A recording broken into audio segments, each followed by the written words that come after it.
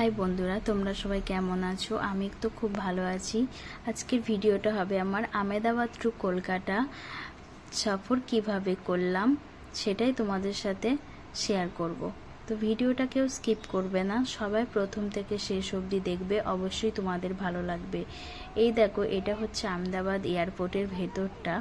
আমরা সবাই বসে আছি। এই দেখো, আমাদের প্লেনও চলে এসেছে।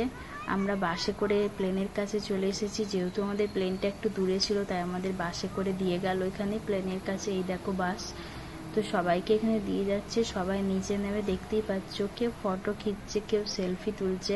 কারণ প্লেনে চাপাটা প্রত্যেকটা মানুষেরই একটা স্বপ্ন, একটা আশা, একটা শখ। তাই সবাই দেখো ফটো খিঁচছে, কেউ সেলফি তুলছে। সবার মতো আমিও একটু ফটো খিঁচে নিলাম, একটু সেলফি তুলে নিলাম।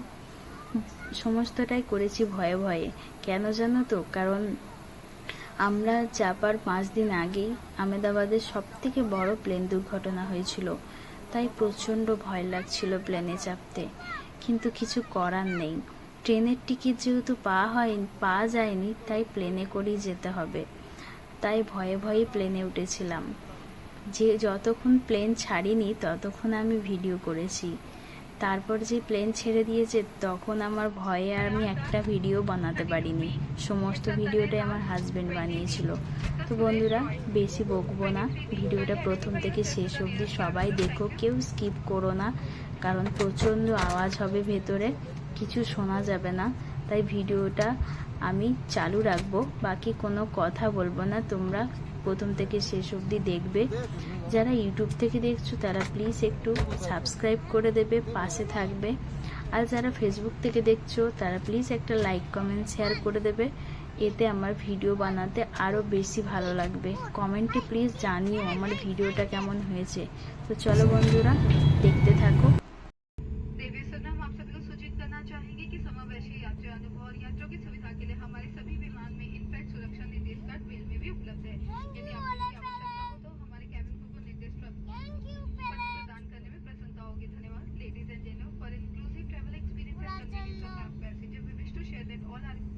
Aircraft now equipped with an in-flight safety instruction card inbuilt. Should you need one, our cabin crew will be happy to offer a copy.